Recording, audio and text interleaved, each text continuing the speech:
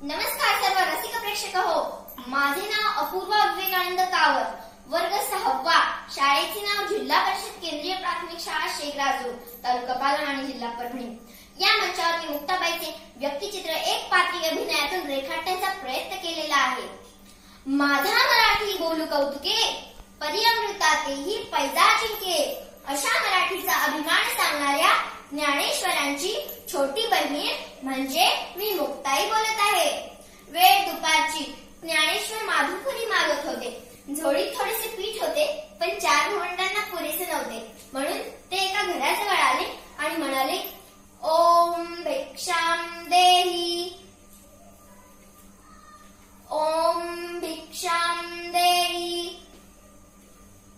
आतून एक कर्मठ माणूस आला आणि त्यांनी ठाडकन दार बंद केले। ज्ञानेश्वर पुढे निघाला। पुन्हा त्या कर्मठ माणसांनी दार उघडले आणि म्हणाला, ए पोरा, इकडे इकडे इकडे। संन्यासाचंच पोरगं रे तू, भिक्षा पाहिजे का? ये ये, हे घे पीठ। आणि पीठ म्हणून झोळीमध्ये मातीच टाकली। ज्ञानेश्वर मान खाली घालून निघाले। पुन्हा त्या कर्मठ माणसांनी झोळी सोडली आणि म्हणाला, अरे थांब थांब, या भाकरी घेऊन जा सोबत। कसं काय रे, डोळे फाडून काय बघतोय? चल रे, भिक्षा मागतोय। इकडे मुक्ताईने विठ्ठलाच्या मूर्तीसमोर सांजवात लावली। ही मूर्ती तेवढीच त्यांच्या आई बाबांची आठवण। तिने हात जोडून रामरक्षा म्हणू लागली। तिला चावू लागली की ज्ञानदादा आलाय, म्हणून तिने पटकन रामरक्षा ओळखली आणि आपल्या भावांसाठी पानं मांडली।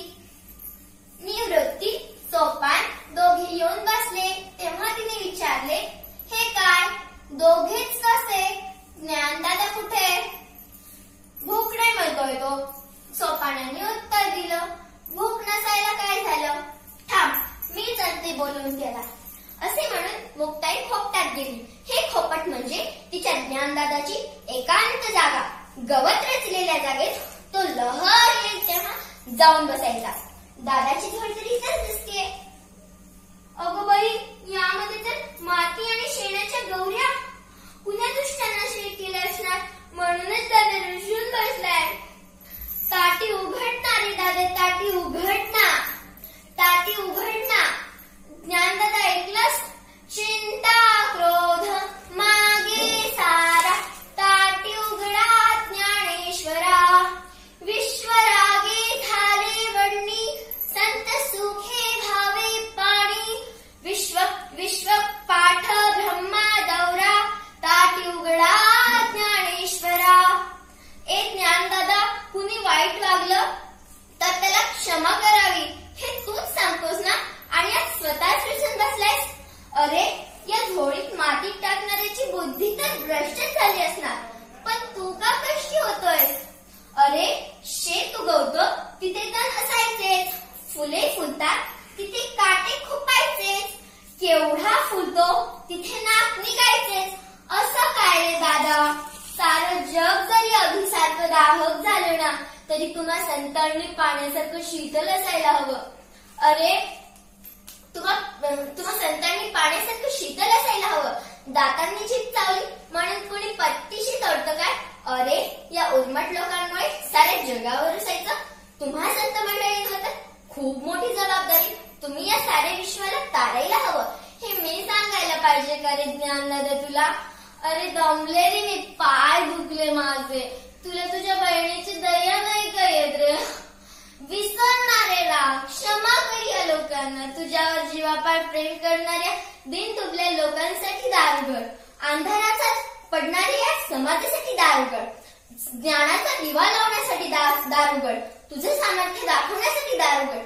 दादा दार उघड, दादा दार उघड, दादा दार उघड, दादा दार उघड। विश्वकल्याणासाठी घालीत असलेली साथ देतो ज्ञानेश्वर खडबडून जागी झाले आणि त्यांनी धावत येऊन दार उघडले आणि दारात उभी असलेल्या मुक्ताईला उचलून घेतले आणि म्हणाले, मुक्ता, तू आज माझ्या जीवनाची उद्धार करणी झाली आहेस। तू संतांच्या ठाई असलेल्या गुणांची आठवण करून दिली आहेस। मला आता विश्व कल्याणासाठी भाग घ्यायचा आहे आणि खरोखरच मुक्ताईने ज्ञानेश्वरांना त्यांच्या जीवनात अध्यात्म कसे जगावे हे ज्ञानेश्वरांना दाखवून दिले. म्हणून आपणही मुक्ताईसाठी एक मागणी मागूया. सर्वेपि सुखिनः सन्तु, सर्वेपि सन्तु निरामयाः, सर्वेपि भद्राणि पश्यन्तु, सर्वेपि मा कच्चित् दुःख